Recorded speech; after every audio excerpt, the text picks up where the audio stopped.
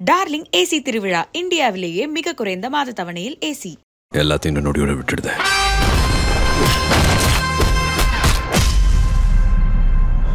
Summer holidays வந்தாச்சு, நம்ம GT ஹாலிடேஸும் வந்தாச்சு. GT holidays, South India's number 1 travel brand. தங்கம் கடந்த சில மாதங்களாக அபரிதமாக ஏறினதுக்கு ஒரு முதல் காரணம் ட்ரம்ப் பண்ணுற தவறான கொள்கைகளால் அமெரிக்க பொருளாதாரம் கண்டிப்பாக சீரழியும், அது உலகம் முழுக்க எல்லாரையும் பாதிக்கும் அப்படின்றது தான் அசாதாரண சூழ்நிலை. அதனால தான் தங்கத்தோட விலை ஏறுச்சு. இப்போ இருக்கிற சூழ்நிலைன்றது ஒரு பெக்குலியர் சுச்சுவேஷன். ஏதோ நாளைக்கு இந்தியாவுக்கும் பாகிஸ்தானுக்கு ஏதோ வார் வருது, அப்புறம் பாகிஸ்தானை சப்போர்ட் பண்ணி 4 நாடு வருது, இந்தியாவை சப்போர்ட் பண்ணி இன்னொரு 4 நாடு வருது, இது பெரிய உலக போரா வெடிக்குது அப்படின்னா கண்டிப்பாக கோல்டு விலை ஏறும். ஒரு போர் அப்படின்னு போயிட்டீங்கன்னா வெற்றியும் இருக்கலாம், கிடைக்கலாம், தோல்வியும் கிடைக்கலாம். நம்ம இந்தியா பெரிய நாடு, பாகிஸ்தான் சின்ன நாடு, பொருளாதாரத்தில் நம்ம பாகிஸ்தானோட நம்ம நல்லா இருக்கிறோம், அதனால் நம்ம சண்டை போட்டால் நம்ம ஜெயிச்சிருவோம். சண்டை போட்டால் நீங்கள் ஜெயிப்பீங்க, அதில் எந்த டவுட்டும் கிடையாது. ஆனால் கேள்வி எவ்வளோ நாள் கழிச்சு ஜெயிப்பீங்க? இல்லை 5 நாளில் முடியும் அப்படின்றது தான் எக்ஸ் ஆர்மி ஆஃபீஸர்ஸ் எல்லாமே பேசுகிறேன். ஏற்கனவே அந்த 38% வரைக்கும்லாம் ட்ராப் இருக்கும் அப்படின்னு பேசினதெல்லாம் ஒருவேளை திரும்ப அந்த மாதிரி வந்துருமோ? இல்லை, கண்டிப்பாக இந்த இயர் எண்டுக்குள்ளேயே ஒரு 10,000 வரைக்கும் ரீச் ஆயிரும் கிராமுக்கே அப்படின்லாம் பேசினாங்களே. அது நிறைய பேர் இப்போ அக்ஷய திருதையை அப்போ வாங்குங்க பணம் கொட்டிடும். இப்போ இருக்கிற நிலமையில் 1 கிராம் தங்கமே கிட்டத்தட்ட 9,000 9,500 ரூபா போயிடுச்சு. இதுக்கு மேலே யாரும் 1 கிராம் தங்கத்தை பற்றி பேச முடியாது, மில்லிகிராம் தங்கத்தை பற்றி வேலை தான் பேசணும். ஆல்ரெடி இவ்வளோ ஏறி வச்சு இதுக்கப்புறம் இன்னும் தொடர்ந்து அக்ஷய பாத்திர மாதிரி நம்ம தொடர்ந்து வாங்குற அளவுக்கு இதெல்லாம் ஒரு வியாபாரம். தங்கத்தினுடைய விலையானது குறைஞ்சிருக்கு அப்படின்னு பார்க்குறோம், ரொம்ப சந்தோஷமாக இருக்குது ஒரு பக்கம். ஆனால் பொதுவாக உலகினுடைய அசாதாரண சூழலில் தங்கத்தின் விலை அதிகரிக்கும் அப்படின்றது தானே சார் நம்ம பேசிகிட்டு இருக்கோம். இப்போவும் உலகத்தில் அசாதாரண சூழலாக தான் தெரியுது, ஆனாலும் ரெடியூஸ் ஆகிறதுக்கு என்ன காரணம் சார்? இல்லை, இப்போ எதை வச்சு அசாதாரண சூழ்நிலை இருக்குன்னு சொல்கிறீங்க? இப்போ வழக்கம் போல் அந்த பக்கம்லாம் போர்கள் நடந்துக்கிட்டு தான் இருக்குது, ட்ரம்ப்புடைய அந்த ஆக்ஷன்ஸ் அப்படின்றது இருக்குது. இப்போ இந்தியாவுடைய கண்டிஷன்ஸ் நம்ம பார்க்குறோம். இல்லை, முதல்ல அந்த பக்கம் போர்னு சொல்கிறது நீங்கள் ரஷ்யா யுக்ரைன் சொல்லுங்க, அது கிட்டத்தட்ட 3 வருஷம் பழைய அது. ஸோ 3 வருஷமாக இருக்கிறது அது டிஸ்கவுண்டட் பை மார்க்கெட். ஓகே, எப்பவுமே ஒரு புதுசாக ஒரு விஷயம் வரும்போது தான் ஷாக்கு. அது அப்படியே ரொம்ப நாள் இருந்ததுன்னா அது மக்களுக்கு பழகிடும். எப்படி நம்ம பெட்ரோல் ப்ரைஸ் 100 ரூபா வந்துச்சு பாருங்கள், அதுக்கப்புறம் எவ்வளோ குறைச்சாலும் நான் இங்கே குறைக்கவே இல்லை, பட் மக்களுக்கு பழகி போச்சு. அதனால் அது போருமே அப்படி பழகிருமா? ஆமாம், போருமே பழகியாச்சு. அதனால் அது தங்கத்தை பெருசாக பாதிக்காது. தங்கம் கடந்த சில மாதங்களாக அபரிதமாக ஏறினதுக்கு ஒரு முதல் காரணம் அமெரிக்காவில் ட்ரம்ப்பினுடைய டேரிஃப் கொள்கைகள், வரி விதிப்புகள். அதுதான் ஒரு பெரிய பிரச்சனையாக இருந்தது. இப்போது அந்த பிரச்சனை கொஞ்சம் கொஞ்சமாக குறைஞ்சின்னு வருது. ஒரு உதாரணத்துக்கு பார்த்தீங்கன்னா, இந்த நாட்டுக்கு மேலே 50, அந்த நாட்டுக்கு மேலே 75% இஷ்டத்துக்கு சொன்னார். அதுக்கப்புறம் ஒரு நாள் ஆலோசனை நாங்கள் 90 நாளைக்கு நாங்கள் நிறுத்தி வைக்கிறோம், அந்த 90 நாளைக்குள்ளார நாங்கள் மற்ற நாடுகள் கூட பேசி சமாதானமாக போவோம் அப்படின்ற மாதிரி ஒரு அறிவிப்பு வந்தது. கிட்டத்தட்ட 30 நாட்கள் முடிஞ்சு போச்சு. அந்த 90 நாட்களில் கிட்டத்தட்ட 30 நாட்கள் முடிஞ்சு போச்சு. ஹோல்ட் ஆகிருக்கு, அது ஹோல்டு தான் இருக்குது. இப்போ யாருமே அமெரிக்காவை மதிக்கிற மாதிரி தெரியல. இப்போ வாண்டடாக அவங்களே நாங்கள் சைனா கூட சமாதான பேச்சு நடத்துகிறோம் அப்படின்றாங்க. ஆனால் சைனாவில் சொல்கிறாங்க நாங்கள் அந்த மாதிரிலாம் எந்த சமாதான பேச்சுவார்த்தையும் நாங்கள் நடத்தலை அப்படின்றாங்க. இருந்தாலும் திரும்ப திரும்ப இவங்க அதை தான் சொல்கிறாங்க. ஆனால் இன்றைக்கி ட்ரம்ப் அவர்களுடைய ஸ்டேட்மெண்ட் பார்க்கும்போது இந்த சைனாவில் 30 பொம்மைக்கு 2 பொம்மை தான் இருக்கும் அப்படின்ற மாதிரியான ஸ்டேட்மெண்ட்ஸ் தானே சார் இருக்குது. இது எல்லாம் அதாவது வீரவசனங்கள்லாம் பேசலாம். அது தன்னுடைய நாட்டு மக்களை எதற்கு அவங்க ஒரு ஹீரோவாக காமிச்சிக்கிறதுக்காக. ஆனால் உள்ளுக்குள்ளே பார்த்தீங்கன்னா நேற்றைய தினம் அமெரிக்காவுடைய ஜிடிபி டேட்டா வந்திருக்குது. அந்த ஜிடிபி டேட்டா குறைஞ்சிருக்குது. அதாவது பொருளாதாரம் பின்னோக்கி போகுது. 2 காலாண்டுகள் பொருளாதாரம் பின்னோக்கி போச்சுனால் அது பேர் எக்கனாமிக் ரெசெஷன், பொருளாதார பின்னடைவுன்னு சொல்லுவாங்க.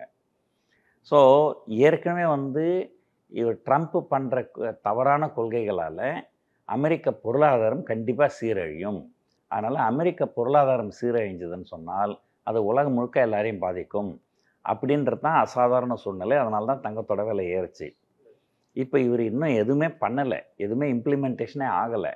அதுக்குள்ளாரவே அமெரிக்கா ஒரு முதல் காலாண்டு நெகட்டிவ் ஜிடிபி growth வந்துடுச்சு. இவர் இதெல்லாம் பண்ணார்னா கண்டிப்பாக திரும்ப அடுத்த குவார்ட்டரும் நெகட்டிவ் ஜிடிபி வரும், பொருளாதார சீரழிவு பெரிய அளவில் இருக்கும். ஆனால் இப்போது பொதுமக்களுடைய எதிர்ப்பு, பங்குச்சந்தையினுடைய கிராஷு இதெல்லாம் பார்த்த உடனே அவரே மனசு மாறிட்டார். அதனால் இதுக்கு மேலே அவர் வந்து அதை ஒரு எதுவும் சீரியஸாக பண்ண மாட்டார். ஒரு வீர வசனங்கள் பேசுவாங்க இல்லைங்களா. ஒரு உதாரணத்துக்கு பார்த்திங்கன்னா, நம்முடைய பாரத பிரதமர் சொல்கிறாரு, இந்த பகல்காம் அட்டாக்கு அந்த தீவிரவாதிகள் வந்து அவங்க கனவிலும் காணாத ஒரு பதிலடி அவங்களுக்கு கிடைக்கும். அது எப்படி கனவிலும் காணாத? அவன் வந்து கொலை பண்ணிட்டான், அதுக்கு பதில் தாக்குதல் கொலை தான், சாக போகிறானுங்க. அதை விட அதிகமாக என்ன பண்ண முடியும் நம்ம? ஸோ அதான் இதெல்லாம் வந்து ஒரு ஒரு ஒரு தலைவர், நாட்டுடைய தலைவர்னால் ஒரு வீரவசனம் பேசணும். இந்த மக்களுக்கெல்லாம் அதை கேட்கும்போது புல்லரிக்கணும். மற்றபடி அவனுங்க பண்ணது இது சாதாரணமாகவே நீங்கள் போய் ஒருத்தரை கொலை பண்ணிங்கன்னா முடிஞ்சு போச்சு உங்கள் கதை. நீங்கள் ஒருத்தனை கொலை பண்ணிட்டீங்க, நீங்கள் கொலை குற்றவாளி, நாளைக்கு கோர்ட்டில் போனால் உங்களுக்கு தூக்கு தண்டனை கொடுத்துருவாங்க. ஸோ அதை எதிர்பார்க்க போகிறீங்க. நீங்கள் எதிர்பார்க்காத தீர்ப்பு என்ன கொடுக்க முடியும்? உங்களுக்கு எதிர்பார்க்காத தீர்ப்பு ஜட்ஜு கொடுங்கன்னா உங்களை ரிலீஸ் பண்ணணும். அதான் எதிர்பார்க்காத தீர்ப்பு. நீங்கள் சாவை எதிர்நோக்கி தான் இருக்கிறீங்க. ஒரு தீவிரவாதி வந்து ஒரு கண்ட மணிக்கு 26 பேரை சுட்டு போட்டானுங்க. அப்போ என்ன எதிர்பார்ப்பானுங்க? அவனுக்கு சாவை எதிர்நோக்குவானுங்க. இல்ல பப்ளிக்கோட எதிர்பார்ப்பு இருக்குல்ல சார், இந்த மாதிரி நம்மளும் ரியாக்ட் பண்ணணும்னு, அதை தானே சார் இல்லை, அதாவது நம்ம ரியாக்ட் அதாவது நம்ம வந்து ஒரு தலைவர் என்ன வந்து ஒரு நார்மலாக பேசுகிறவங்க எப்படி பேசுவாங்கன்னா, தவறு செய்தவர்கள் தண்டிக்கப்படுவார்கள், சட்டத்தின் முன் அவர்கள் நிறுத்தப்படுவார்கள், சட்டம் தன் கடமையை செய்யும். அது சட்டமே அதான் சொல்லும். சட்டமே வந்து அவனுக்கு தூக்கு தண்டனை தான் கொடுக்கும். மும்பை டெரர் அட்டாக்ல அந்த கசாப்னு ஒருத்தனை பிடிச்சிட்டாங்க. என்ன ஆச்சு? அவனை தூக்கில் போட்டாங்க. ஸோ நான் என்ன சொல்ல வரேன்னா, சட்டம் தன் கடமையை செய்யும், சட்டம் அதெல்லாம் ரைட்டு. ஆனால் அவர்கள் கனவிலும் காணாத ஒரு பனிஷ்மெண்ட் அவங்களுக்கு கிடைக்கும் அப்படின்னு சொன்னால், அப்போ அவங்க கனவுல என்ன, அவங்க வந்து கனவுல நினைவில் எல்லா இதுலேயும் ஒரே தான். அவன் சாவ போகிறான்னு அவனுக்கு தெரிஞ்சு போச்சு. அதுதான் அவனுக்கு மேக்ஸிமம். ஒரு கொலை பண்ணவனுக்கு அதிகபட்ச தண்டனை தூக்கு தண்டனை, அவ்வளோதான். ஒன்று தூக்கு தண்டனை, இல்லை ஒரு நீங்கள் போலீஸை பார்த்தாலும் கோர்ட்டெலாம் எதுவுமே நிறுத்தாமல் அப்படியே என்கவுண்டரில் போட்டு தள்ளிடுவாங்க. ஸோ எதுக்காக சொல்ல வரேன்னா, இந்த அரசியல் தலைவர்கள் பேசும்போது ஒரு மக்கள் வந்து ஒரு புல்லரிக்கிற மாதிரி ஒரு வீரவசனம் பேசுவாங்க. அந்த மாதிரி வீரவசனங்கள் தான் வந்து ட்ரம்ப் பேசுவாரே தவிர, நான் உங்களுக்கு ஆரம்பத்துலேருந்தே முதல்லேருந்தே சொல்லின்னு வரேன், இந்த ட்ரம்ப் செய்கிற எதுவுமே அதனால் முதல் பாதிப்பு அமெரிக்க மக்களுக்கு தான் இருக்கும். அமெரிக்கா தான் முதல்ல சீரழிஞ்சு போகும். இதனால் இவரெல்லாம் பண்ணிவிட்டு ஆனால் எதையுமே வந்து இம்ப்ளிமெண்டேஷன் பண்ண மாட்டார். அது பண்ணுறதுக்குள்ளார 1008 இது வரும். நான் அடுத்த வாரம் பண்ணுறேன்னு, அப்புறம் நிறுத்தி வைப்பார், அப்புறம் 90 நாள்னு, அப்புறம் நெகோஷியேட் பண்ணுறாங்கன்னு. ஏன்னா அதுக்கு நடுவில் என்னாச்சு, நடுவில் வந்து இந்த மொபைல் ஃபோனு, எலக்ட்ரானிக் கூட்ஸு இதுக்கெல்லாம் வந்து டேக்ஸ் இல்லைன்ட்டார். கேட்டால் நாங்கள் வந்து அமெரிக்க மக்களுக்கு உதவி செய்ய போகிறோம். அப்போ நீங்கள் டேக்ஸை ஏற்றினா அமெரிக்க மக்களுக்கு நல்லது செய்கிறீங்க, டேக்ஸை இறக்கினாலும் நீங்கள் அமெரிக்க மக்களுக்கு நல்லது செய்கிறீங்க. அப்போ எதுதான் கெடுதல் அப்படின்ற ஒரு லாஜிக் வந்துடும். ஸோ இப்போது கோயிங் ஃபார்வர்ட் இன்னையிலேருந்து ஒரு பங்கு சந்தைகள் என்ன நினைக்குதுன்னா, இவர் வந்து ட்ரம்ப் வந்து பின்வாங்கிடுவார், அவர் முன்ன சொன்ன மாதிரி அக்ரெசிவான டேரிஃப்லாம் போட மாட்டார். அதுவும் வந்து முக்கியமாக வந்து நேற்றைய தினம் அமெரிக்க காலாண்டு ஜிடிபி டேட்டா குறைவாக வந்திருக்கிறதுனால கண்டிப்பாக அவர் மனசு மாற்றிப்பார் அப்படின்னா. ஸோ பங்குச்சந்தை அதனால தான் ஓரளவுக்கு நல்லா ஏற்றம் கண்டிருக்குது. அமெரிக்காவிலையும் சரி, இந்தியாவிலும் சரி, பங்குச்சந்தைகள் கடந்த ரீசெண்டாக அந்த லோலேருந்து கிட்டத்தட்ட 10% மேலே ஏறி இருக்கு. அதனால் கோயிங் ஃபார்வர்ட் இந்த அசாதாரண சூழ்நிலைகள் மாறும், அது சாதாரண சூழ்நிலைகளாக மாறுவதற்கு வாய்ப்புகள் நிறைய இருக்குது அப்படிங்கிற ஒரு எண்ணத்தில் தான் இப்போ வந்து கோல்டு விலை வந்து கொஞ்சம் இறங்கியிருக்கு. ஆனால் இன்னொன்று கேட்டிங்கன்னா, பொதுவாக வந்து நான் சொல்லுவேன், இப்போ இருக்கிற சூழ்நிலைன்றது வந்து அது எப்படி சொல்லுங்கன்னா, ஒரு பெக்குலியர் சுச்சுவேஷன். அது ஒரு பெக்குலியர் சுச்சுவேஷன்னா என்னென்னா, ஒரு ரூல் புக் என்ன சொல்லுதுன்னா, பொருளாதாரம் சீரழிஞ்சால் பொருளாதாரத்தை சீர்தூக்கி நிறுத்துறதுக்காக வட்டி விகிதங்கள் குறைப்பாங்க. அப்போ வட்டி விகிதங்கள் குறைக்கும்போது கோல்டு விலை ஏறும், சரிங்களா? ஸோ அதுதான் லாஜிக்கு. ஆனால் இப்போ பார்த்திங்கன்னா, கடந்த சில ஆண்டுகளில் பிரச்சனையே வந்து வட்டி விகிதங்கள் அதிகமாக இருந்தது தான். வட்டி விகிதங்கள் அதிகமாக இருந்தது தான் பிரச்சனையே. இப்போது அந்த வட்டி விகிதங்கள் வந்து இப்போது இன்ஃப்ளேஷன் வந்து குறைஞ்சின்னு தான் வருது அமெரிக்காவில். நேற்று வந்து ஜிடிபி டேட்டா குறைவாக வந்திருந்தாலுமே இன்ஃப்ளேஷனும் குறைவாக தான் வந்திருந்தது. இந்த இன்ஃப்ளேஷன் குறைவாக வந்ததுனால கோயிங் ஃபார்வர்டு இன்ட்ரெஸ்ட் ரேட்டு குறையும் அப்படிங்கிற ஒரு எதிர்பார்ப்பும் இருக்குது. ஸோ லாஜிக்காக பார்த்தீங்கன்னா இன்ட்ரெஸ்ட் ரேட்டு குறையும் போது கோல்டு ஏறணும். ஆனால் இந்த தடவை இன்ட்ரெஸ்ட் ரேட்டு ஏறினதே ஒரு பெரிய பிரச்சனையாகி தான் வந்து கோல்டு விலை ஏறிச்சு. அதாவது இன்ட்ரெஸ்ட் ரேட்டு ஏறினது தான் பொருளாதாரத்துக்குள்ள பெரிய பிரச்சனையாக பார்க்கப்பட்டது. பொருளாதார பிரச்சனைன்றதுனால கோல்டு விலை ஏறிச்சு. ஸோ அதனால் இதுக்கு மேலே வந்து கோல்டு வந்து ஒரு பெருசாக ஏறுறதுக்கு உண்டான வாய்ப்புகள் ரொம்ப ரொம்ப குறைவு. ஒரு உதாரணத்துக்கு பார்த்தீங்கன்னா அடுத்த ஒரு ஆண்டுக்கு பார்த்தீங்கன்னா நீங்கள் வங்கியில் வைப்பு நிதியில் வச்சிங்கன்னா ஒரு 7-8% வட்டி கிடைக்குன்னா கோல்டு விலை 7-8% ஏறுமானா சந்தேகம்.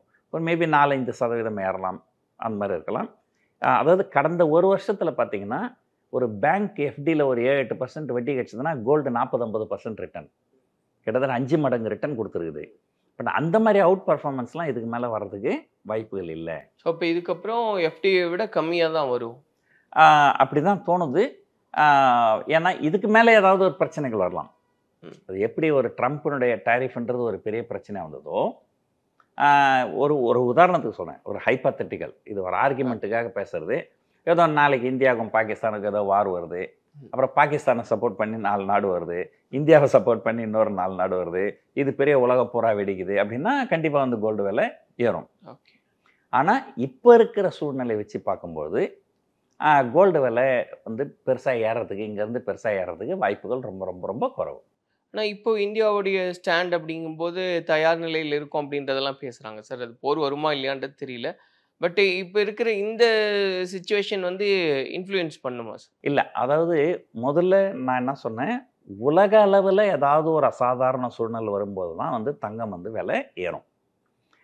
பட் இந்தியாவுக்கும் பாகிஸ்தானுக்கும் ஒரு பிரச்சனை இருக்குன்னா அது வந்து ஒரு உலகளாவிய பிரச்சனை அப்படின்னு பார்க்க முடியாது. அது எப்போ உலகளாவிய பிரச்சனையாக மாறும்னால், பாகிஸ்தானை ஒரு 4 நாடு சப்போர்ட் பண்ணி, நம்ம நாட்டை ஒரு 4 பேர் சப்போர்ட் பண்ணி, அப்போது இது வந்து அந்த மாதிரி வந்தால் தான் இது ஒரு உலகளாவிய பிரச்சனையாக மாறினா மட்டும்தான் இது ஒரு உலகளவிலே பிரச்சனையாக மாறும். மற்றபடி இது வந்து காலகாலமாகவே பார்த்தீங்கன்னா வடகொரியாவுக்கும் தென்கொரியாவுக்கும் பிரச்சனை இருந்துருக்கு, சைனாவுக்கும் தைவானுக்கும் பிரச்சனை இருந்துருக்கு, இந்தியாவுக்கும் பாகிஸ்தானுக்கும் பிரச்சனை இருந்துருக்கு, இஸ்ரேலுக்கும் காசாவுக்கும் பிரச்சனை இருந்துருக்குது, இஸ்ரேலுக்கும் பாலஸ்தீனுக்கும் பிரச்சனை இருந்துருக்குது. ஸோ இந்த மாதிரி வந்து உலகம் முழுக்கவே நிறைய பகுதிகளில் காலகாலமாகவே தொடர்ச்சிருக்குது. இன்னும் கேட்டிங்கன்னா வடகொரியாவும் தென்கொரியாவும் டெக்னிக்கலாக இன்னமும் வாரில் தான் இருக்கிறாங்க. ஏன்னா ஒரு வார் ஆரம்பித்ததுக்கப்புறம் அந்த வார் முடிஞ்சதுன்றதுக்கு அக்ரிமெண்ட் ஒன்று போடணும். அந்த அக்ரிமெண்ட்லாம் அவங்க போடவே இல்லை. அதில் டெக்னிக்கலாக இன்னமும் அவங்க வாரில் தான் இருக்கிறாங்க. ஸோ அதனால் இது வந்து ஒரு காலகாலமாக இருக்கிற, நான் சொன்னேன் இல்லைங்களா, காலகாலமாக ஒன்று இருக்குதுன்னா அது பழகிடும். ஸோ அதனால் வந்து இப்போ ஒரு கோல்டு வந்து பெருசாக ஏறாது. அதே நேரத்தில் இந்தியாவுக்கும் பாகிஸ்தானுக்கும் ஒரு ஃபுல் ஸ்கேல் வார் வர்றதுக்கு உண்டான வாய்ப்புகள் ரொம்ப ரொம்ப ரொம்ப குறைவு. ஏன்னு சொன்னால், இப்போ சமீபத்தில் நடந்த பஹல்காம் இஷ்யூவில் வந்து எத்தனை பேர் இறந்து போனாங்க? 26 பேர். அந்த 26 பேர் சிவிலியன்ஸ். ஆனால் இதுக்கு முன்னாடி புல்வாமாவில் 40 பேர் இறந்து போனாங்க. அந்த 40 பேருமே வந்து இராணுவ சோல்ஜர்ஸ். ஸோ எப்பவுமே உங்களுக்கு ஒரு சிவிலியன் மேலே கை வைக்கிறத விட ஒரு இராணுவ வீரர்கள் மேலே கை வச்சா அதோடைய இம்பேக்ட் இன்னும் அதிகமாக இருக்கும், நம்மளுடைய ஆக்ரோஷம் வந்து இன்னும் அதிகமாக இருக்கும். ஸோ அப்படிப்பட்ட இப்போவே வந்து நம்ம வந்து பெருசாக ஃபுல் ஸ்கேல் வாருங்க நம்ம போகலை. இதுக்கு முன்னாடி பார்த்திங்கன்னா கார்கில், அந்த கார்கிலில் வந்து கிட்டத்தட்ட சேதாரம்லாம் வந்து இதோட பெருசாக இருந்தது, பெரிய பிரச்சனை இருந்தது. ஆனால் அப்போவும் நம்ம வந்து ஃபுல் ஸ்கேல் வாருக்கு நம்ம போகலை. அதே போல் மும்பை டெரர் அட்டாக்கு. ஸோ நம்ம பல உதாரணங்கள் சொல்லலாம்.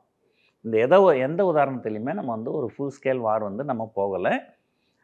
அது போகிறதுன்றதும் வந்து சரி கிடையாது. ஏன்னா வந்து ஒரு போர் அப்படின்னு போயிட்டிங்கன்னா ஒரு விஷயம் வெற்றியும் இருக்கலாம், கிடைக்கலாம், தோல்வியும் கிடைக்கலாம்.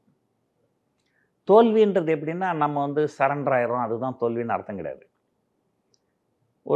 ஒரு இன்டென்ஸ் ஃபைட் இருந்து அவங்க பக்கம் 20,000 சோல்ஜர் இறந்து போயிட்டு நம்ம பக்கம் 18,000 சோல்ஜர் இறந்து போயிட்டாங்கன்னு வச்சுங்களேன், அதுவும் தோல்வி தான்.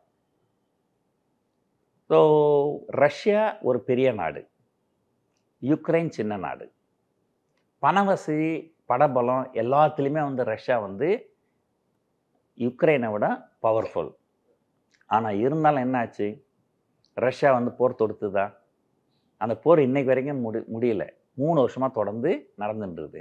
இந்த 3 வருஷமாக ஒரு போர் தொடர்ந்து நடந்தால் அந்த நாட்டுடைய பொருளாதாரங்கள் என்ன நடக்கும்?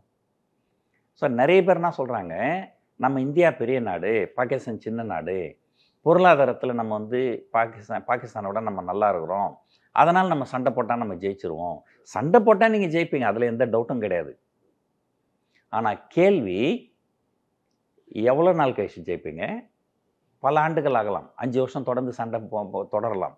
அதுதான் இப்போ ரஷ்யாலையும் யுக்ரைன்லையும் நடக்குது. 48 மணி நேரத்துலேருந்து 5 நாளில் ஜெயிச்சிருவோம். அதெல்லாம் வந்து கண்டிப்பாக வாய்ப்பே கிடையாது. ஏன்னா ரஷ்யாவும் அப்படி தான் நினச்சி தான் அந்த போரை தொடர்ந்து இருப்பாங்க. அதாவது ஒரு வார் அப்படின்னு நீங்கள் ஆரம்பிச்சிங்கனால் அது 5 நாட்கள்லேருந்து 7 நாட்களுக்குள்ளார அந்த வார் முடியணும். முடிஞ்சாதான் நீங்கள் வந்து வெற்றின்னு சொல்ல முடியும்.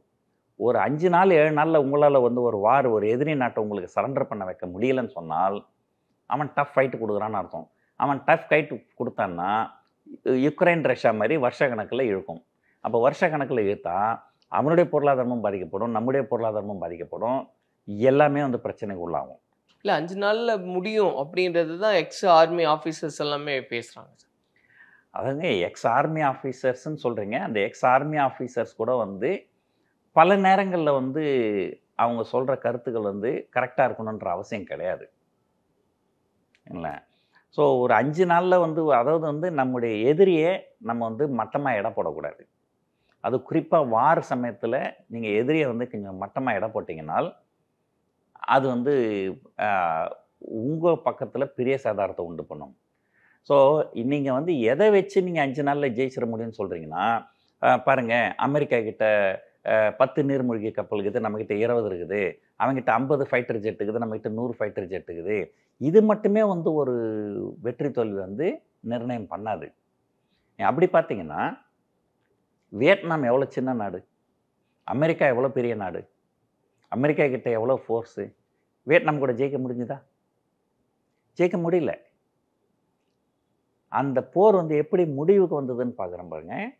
கடைசி வரைக்கும் அமெரிக்காவில் வந்து வியட்நாமை ஜெயிக்க முடியாமல், இல்லை ஏதாவது பண்ணி நம்ம இந்த போரில் நம்ம ஜெயிச்சாகணும் அப்படின்னு சொல்லிட்டு அவங்க போய் ஒரு கெமிக்கல் பாம்பை போட்டு, அந்த கெமிக்கல் பாம் ஒரு குழந்தை உடம்புல பட்டு அந்த குழந்தை அப்படி தோல்லாம் வந்து புண்ணாகி, அந்த குழந்தை ஒரு 6-7 வயசு குழந்தை நிர்வாணமாக ரோட்டில் ஓடி வருது. அதை வந்து ஒரு ஃபோட்டோ எடுத்து அது அமெரிக்கா பத்திரிகைகள்லாம் வந்து அமெரிக்க மக்கள், பொதுமக்களே வந்து அமெரிக்க அரசாங்கத்துக்கு எதிராக வெகுண்டு எழுந்து அந்த போரை நிறுத்த சொன்னாங்க.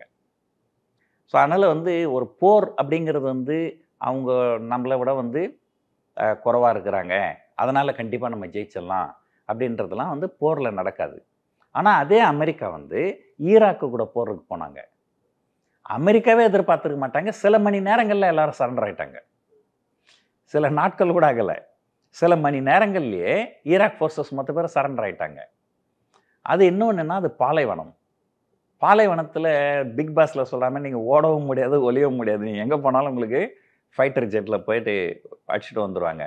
ஆனால் வியட்நாம் அப்படின்றது கிடையாது. வியட்நாம் வந்து ஃபுல்லாக ஃபாரஸ்ட் உள்ளே இருந்தாங்கன்னா நீங்கள் ஃபைட்டர் ஜெட்டில் வந்து பார்த்தீங்கன்னா கூட உங்களுக்கு தெரியாது. இப்போல்லாம் பார்த்தீங்கன்னா உங்களுக்கு இந்த நைட் விஷன் கேமரா அது இது நிறைய டெக்னாலஜிக்கல் அட்வான்ஸ்மெண்ட்ஸ்லாம் இருக்குது. பட் இது வியட்நாம் போர்லாம் நடந்தது பல ஆண்டுகளுக்கு முன்னாடி நடந்தது. அப்போ இந்த அளவு டெக்னாலஜியும் இருந்திருக்காது. ஸோ அதனால் வந்து அந்த ஒரு போரிடுற டெரைன், அந்த சூழ்நிலை நிறைய இருக்குது.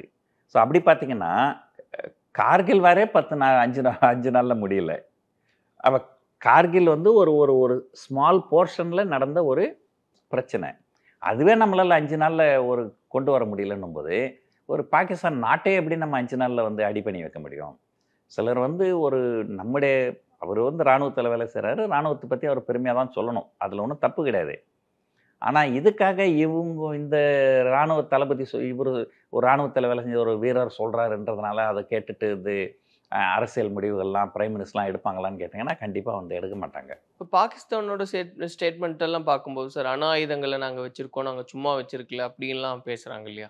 இல்லை, பொதுவாக வந்து அதாவது இப்போ நீங்கள் வந்து என்ன கூட சண்டை போடுறதுன்னு முடிவு பண்ணிட்டீங்க இல்லைங்களா? இப்போ உங்களை எதிர்த்து போராடக்கூடிய சக்தி எனக்கு இல்லை. சக்தி இருந்தாலும் போராடும்போது எனக்கும் ஏகப்பட்ட நஷ்டம் வரதான் செய்யும். அப்போது நீங்கள் வந்து என்னை எதிர்த்து போராடக்கூடாது, அப்படிங்கிறதுக்காக சில பயமுறுத்துறதுக்காக சிலதெல்லாம் சொல்ல வேண்டிய அவசியம் இருக்கும்.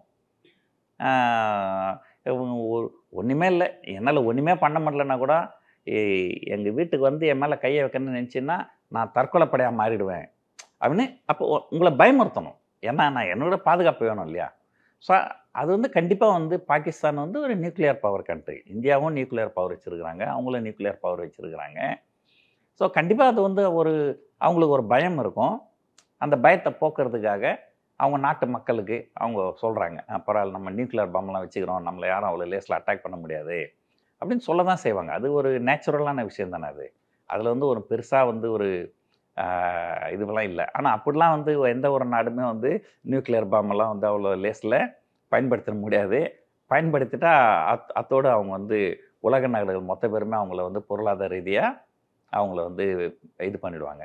ஸோ அது சொல்லுவது யாருக்கும் மேலேயே அறியவும் சொல்லிய வண்ணம் செயல். அதுதான் வந்து அரசியலாக இருந்தாலும் சரி, இராணுவமாக இருந்தாலும் சரி, அதுதான் நடக்கும்.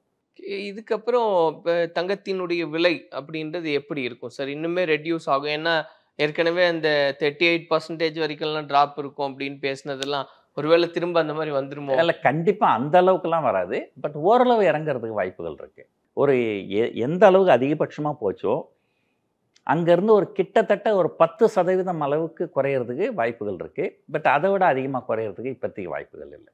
ஏறாமல் இருக்கலாம். ஓகே. ஆனால் பெருசாக இறங்கவும் இறங்காது.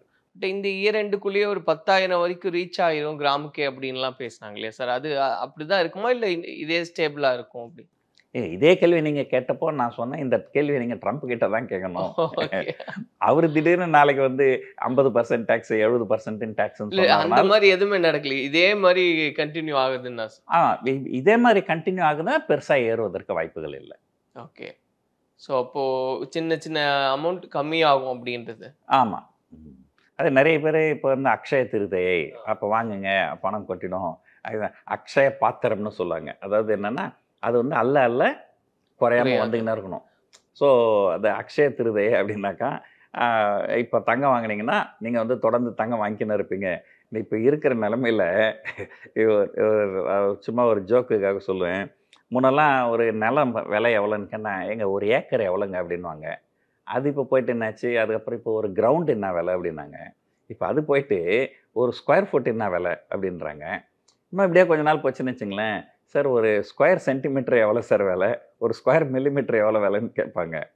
அது மாதிரி ஏற்கனவே ஒரு கிராம் தங்கமே கிட்டத்தட்ட 9,000-9,500 போயிடுச்சு. இதுக்கு மேலே யாரும் ஒரு கிராம் தங்கத்தை பற்றி பேச முடியாது, மில்லிகிராம் தங்கத்தை பற்றி விலை தான் பேசணும். ஆல்ரெடி இவ்வளோ ஏறி வச்சு இதுக்கப்புறம் இன்னும் தொடர்ந்து அக்ஷய பாத்திரம் மாதிரி நம்ம தொடர்ந்து வாங்குற அளவுக்கு இதெல்லாம் வந்து ஒரு வியாபாரம் இல்லைங்களா? ஸோ ஒரு 30 வருஷத்துக்கு முன்னாடி நான் என் வாழ்க்கையில் 2 வார்த்தையை நான் கேள்விப்படலை. ஆனால் நாங்கள் எல்லாம் சந்தோஷமாக தான் இருந்தோம்.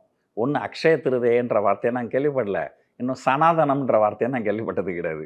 இந்த 2 வார்த்தையுமே நான் சமீபத்தில் தான் கேள்விப்படுறேன். 2மே பிஸ்னஸ் தான். 2 பேருமே வந்து ஏதோ ஒரு லாபத்துக்காக ஒரு சில குரூப் செய்கிற வேலை தானே தவிர இது 2ம் தெரியாமே நாங்கள்லாம் வந்து நல்லா தான் வாழ்ந்தோம், எங்களுக்கு எந்த பிரச்சனையும் கிடையாது. தெரிஞ்சப்போ பிரச்சனை ஆயிடுச்சு, தெரிஞ்சப்போதான் பிரச்சனை ஆயிடுச்சு. ஸோ அதனால் வந்து இந்த அக்ஷய திருதையை அதெல்லாம் நம்பாதீங்க, அதெல்லாம் ஒன்றும் கிடையாது. ஸோ பொறுத்து இருந்து பார்ப்போம் சார் எப்படி இந்த தங்கத்தின் விலையெல்லாம் மாறுபாடு இருக்குன்னு. நன்றி. டார்லிங் ஏசி திருவிழா இந்தியாவிலேயே மிக குறைந்த மாத தவணையில் ஏசி.